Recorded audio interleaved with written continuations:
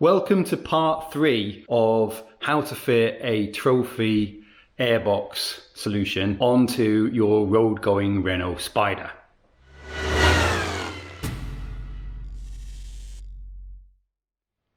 So this is a bit of a crossover video with part 2, which is expansion tank, because I am waiting for hoses to arrive and be in stock. I didn't think about that when I started the job, so the Spider's kind of been out of action for a little while. So I thought I'll make the most of the time and try and crack on with the last part of fitting the airbox, which is to mount up the bracket for it and get the airbox in place and kind of work out all the gubbins around that. So here we have the bracket that I made up with some riv nuts in there, M6. That needs cleaning and it needs scuffing up, because just like the expansion tank in part 2, the bracket here, I couldn't find anyone to come out and weld for me remotely, so I had to use aluminium brazing rods, which I've also got on order, so I can't do this job properly until that arrives, but I can at least make a start on it, I thought, to try and work out locations and things. So that is going to sit sort of about here, like that, and then the airbox, which is down here, kind of made some measurements here based on the race car. That will sit on the bracket like that. Got some hose there to make an intake pipe with. Again, I'm waiting on some hose for that. I'm waiting on a joiner from 70 to 76 mil, which isn't in stock. Didn't think of that either. Got the BMC air filter here. This is for a W204 C63. So that's the 6.2 litre V8, last of the good C63 cars, in my opinion. Like turbo or whatever they're doing now is bollocks. Then you've got this here, which will be the last part of the puzzle, and that essentially that drops onto there like that, and that feeds off the engine lid. It's like a jigsaw puzzle, engine lids everywhere, and that feeds off the engine lid scoop here. She's conveniently hanging, waiting to go back on the car. So because I have not got hands that can withstand really high temperatures, as you'll see here where I've burnt my arm already on red hot aluminium, I've made this ingenious solution up, which is a little bracket that will sit on the floor, and then this here, I just bolt it up there, and then that will hold it in place on the car so I can get with the brazing and put it in place. That's the theory anyway. So I will go and get this stuff scuffed up in the car, scuffed up, and then we will start the brazing, and I'll do what I can for now just to make sure that things are in the right position and just to hopefully get things moving, and then obviously I'll have to braze it again when the brazing rods arrive. Brazing rods. Sound like Elmer Fudd.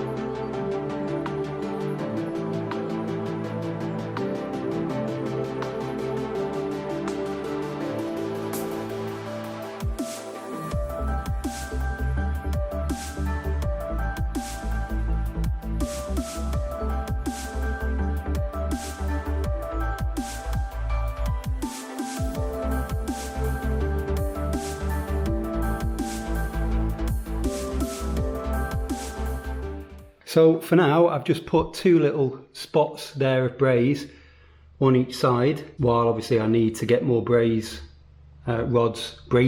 rods that I've ordered in the mail. So it'd be interesting to see actually how strong it is with just those 2 spots on, but I will let it cool off properly because it's still very hot, and then I will release it from my little makeshift holder that I've got and see if it stays in place, and then we can try and work out kind of how to fit the airbox itself. One eternity later.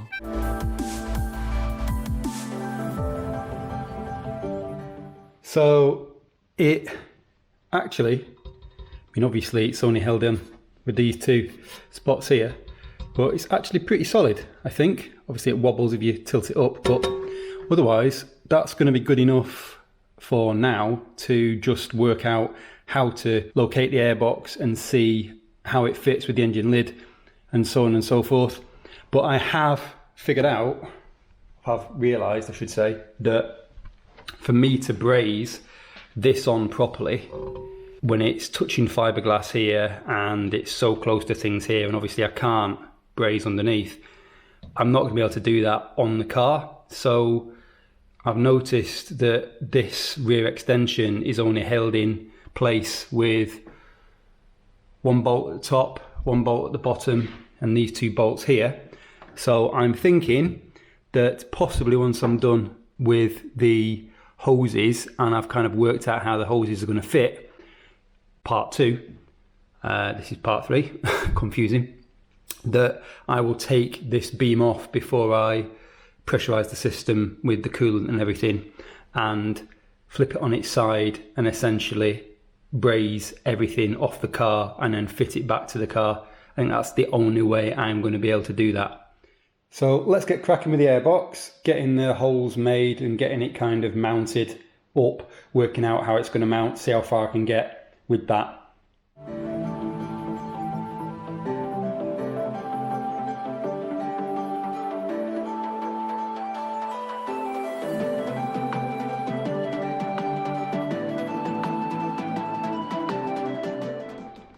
So now with the airbox back off the car, I have been making various marks.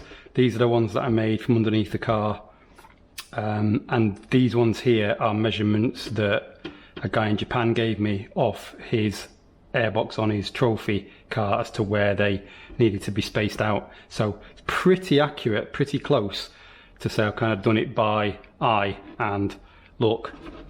So I worked out that I need to move it back by 2 centimeters from where it is. So that's these holes here. So that will put that one there. We'll put that one there. And that one will go there. So X, we hope, marks the spot.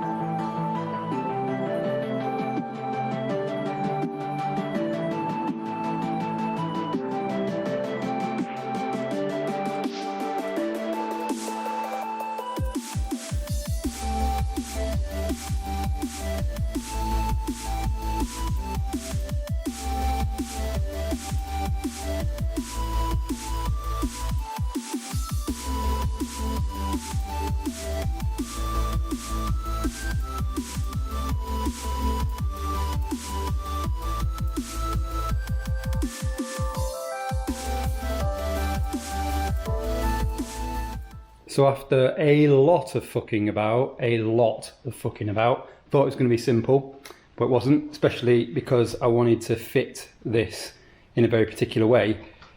This is designed to bond to the bottom of the engine lid, I believe, and I don't want to do that because it'd mean that I can't put the engine lid on the floor, etc., because it'd be uneven at one side. So I want to have this separate from the engine lid, and I want to basically clamp this on to the airbox when I want it on the car. If I want it on the car, I mean, obviously I'll keep it on the car as much as possible. So I've had to basically trim all around this to stop it fouling on the engine lid. This has had to be cut off here, so this was probably about that much longer there. Had to do that. Obviously I've trimmed out the interior there so it fits better with the actual panel filter itself. So I think I'm kind of done with that now, and I've sort of marked up the position that it needs to be in on each side. So with that job done, the inline air temp sensor, which is here, I'm going to mount that into the silicone hose when I get it. So that's kind of slightly later job, but that's the last job kind of really when I'm fitting it up. So got that, and then I have these clips here and hooks. So I'm going to use these and mount them on the air feed and on the airbox to hold it into position is my plan. So a few little bits to do, but the next job on this is going to be taking this off and getting it off to the body shop to be painted.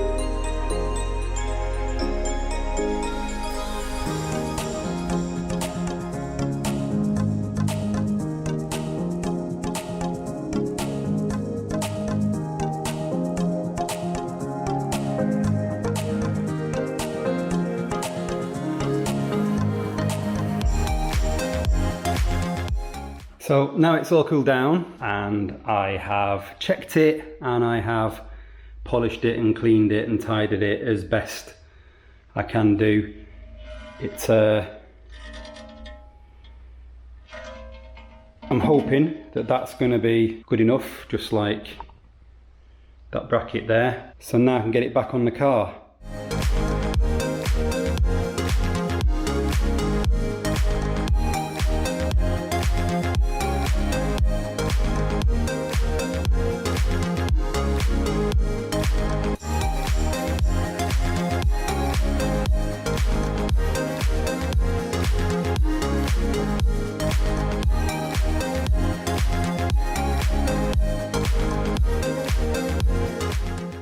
"2,000 years later." Okay, so several weeks have passed since the last video in this video.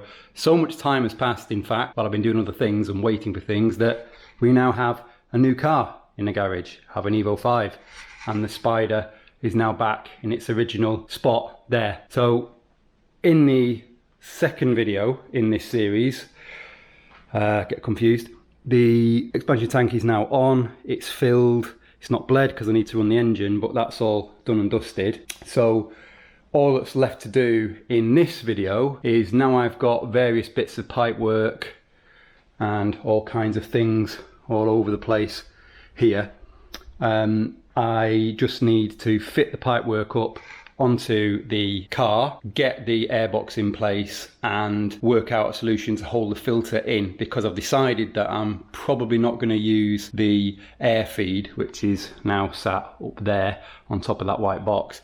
And the reason why I'm not using that is I'm not that happy with the fitment of it, and it's added weight, and yeah, I don't know, just not quite happy with it. So I'm not going to fit it for now, but I may fit it in future. The most important thing is getting the airbox on the car so I can start the car, bleed the system, and hopefully use it while I've still got some good weather. So let's crack on with that pipe work.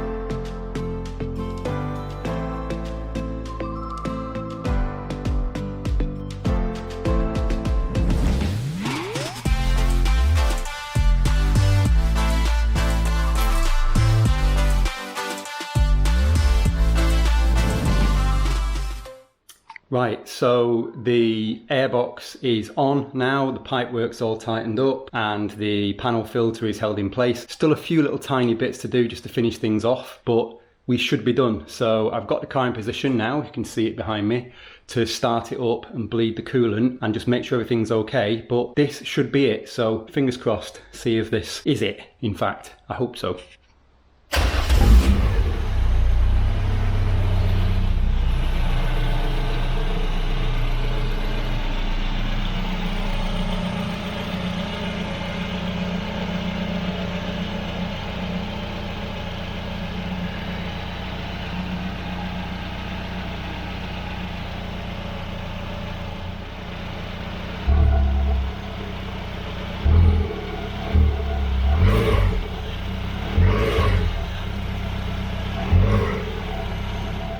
And that's it, we are done. I've been for a little test drive now with my daughter and everything seemed to work. So I'll let it cool off and do a few final finishing touches, check that all the pipes are still tight and so on, check the fluid levels and all that, but that should be it. All we need to do now is me to crack out my new gimbal and take some arty shots of all the stuff that I've done in this 3-part series, and then move on to the next thing. Might take a break before I do that though. I think that's wise.